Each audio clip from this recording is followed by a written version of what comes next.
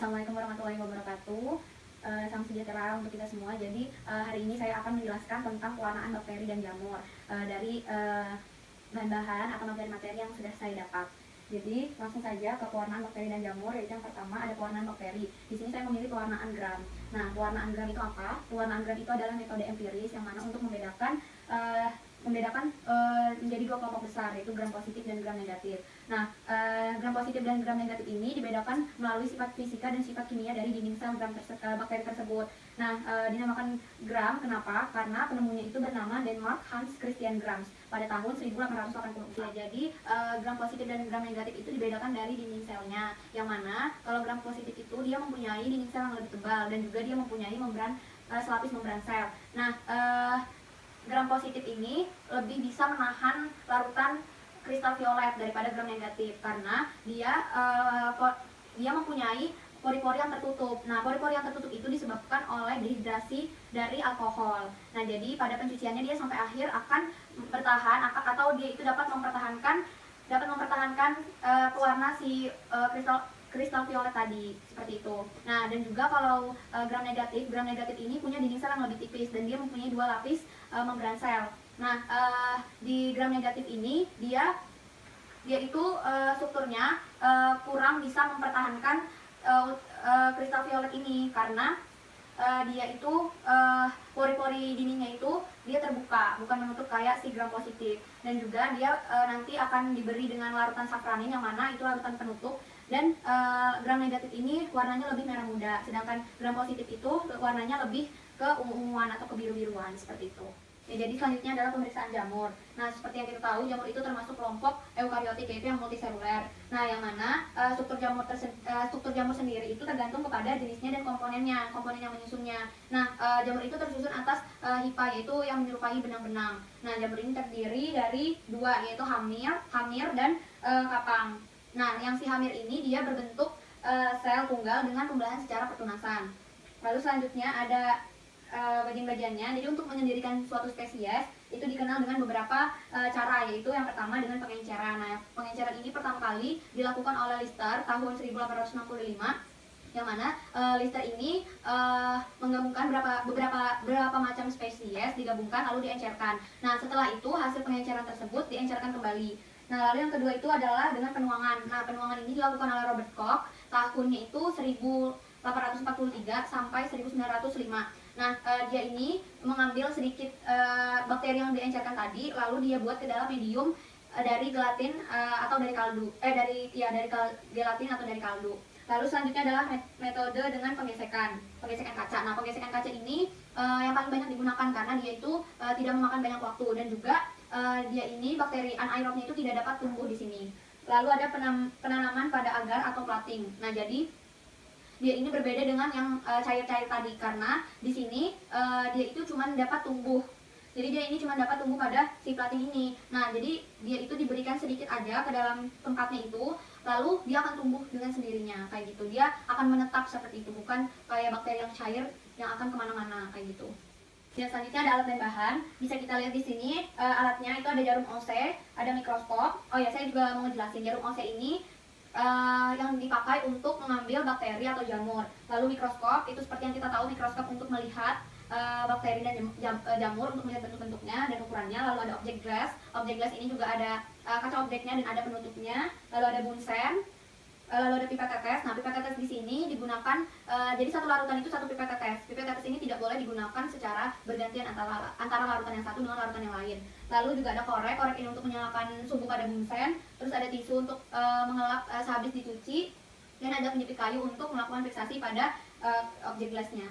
Lalu ada bahannya di sini ada alkohol, ada aquades, lalu ada minyak imersi. Oh ya, alkohol ini buat menghilangkan lemak dan debu pada objek gelas. Bisa juga buat mencuci. Lalu ada aquades ini untuk mensterilkan gelas objeknya. Lalu ada minyak imersi ini digunakan untuk pada saat untuk melihat mikroskop. Lalu ada larutan kristal violet sebagai larutan yang utama atau pengecatan yang utama. Baru ada larutan iodin atau lugol, ini larutan pendukungnya. Yang ketiga itu ada larutan safranin, yaitu larutan penutup. Dan ada lactophenol, cotton blue, itu untuk pewarnaan jamur. Lalu ada larutan carbol function, itu untuk lalu ada bakteri, dan selanjutnya di gambar-gambarnya. Jadi di sini ada jarum OSE seperti ini bentuknya, dan ini ada mikroskop, di bawah sini ada bunsen, dan di sini ada gelas objek dan penutupnya. Lalu selanjutnya ini ada pipa tetes, ada penjepit kayu, ada korek, dan ada tisu. Nah, di sini larutan-larutannya. Jadi ini ada aquades, ada alkohol, ada minyak imersi. Di sini ada bakteri. Jadi di sini bakterinya yang plating tadi, dan salah, ini jamur, dan ini bakteri yang encer. Ini jamur yang plating, ini bakteri yang encer.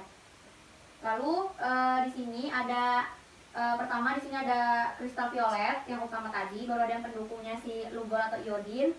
Baru di sini ada carbon function, di sini ada safranin, dan di sini ada lactophenol cotton blue.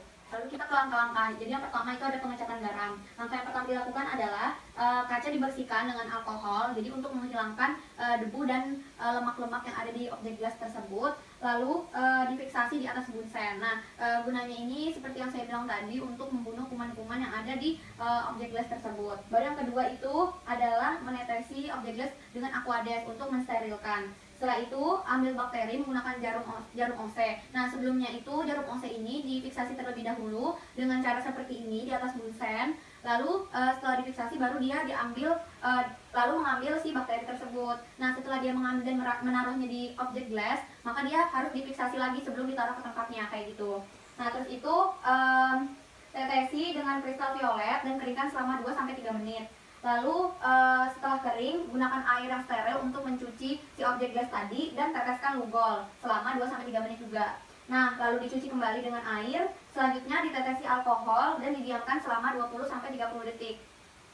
Lalu tahap yang terakhir itu adalah gunakan safranin selama 2 menit, dicuci lalu dikeringkan. Nah, setelah itu amati dengan mikroskop, dan jangan lupa sebelum diamati ditetesi minyak imersi.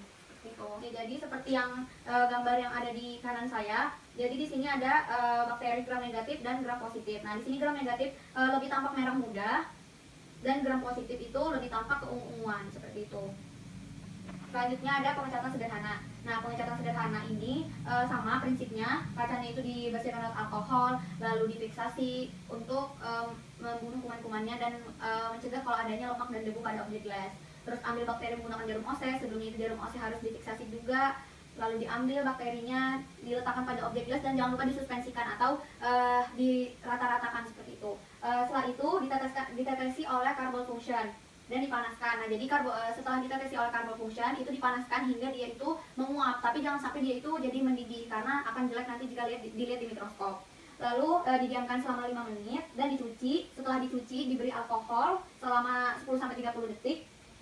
Lalu yang terakhir itu dikasih methylene blue. Nah, baru dicuci lagi menggunakan air dan tunggu selama 2-3 menit.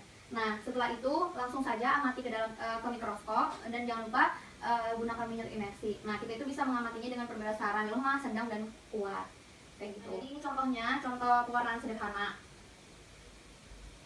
Lalu lanjut dengan pengecatan jamur.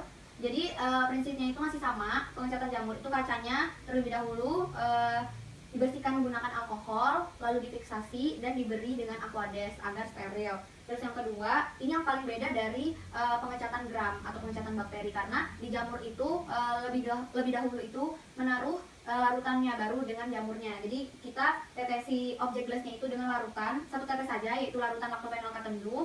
Kenapa digunakan satu tetes saja? Karena nanti akhirnya itu akan ditutup menggunakan kaca penutup. Jadi supaya tidak melebar ke samping kanan, ke samping kiri, atau ke depan, atau ke atas seperti itu.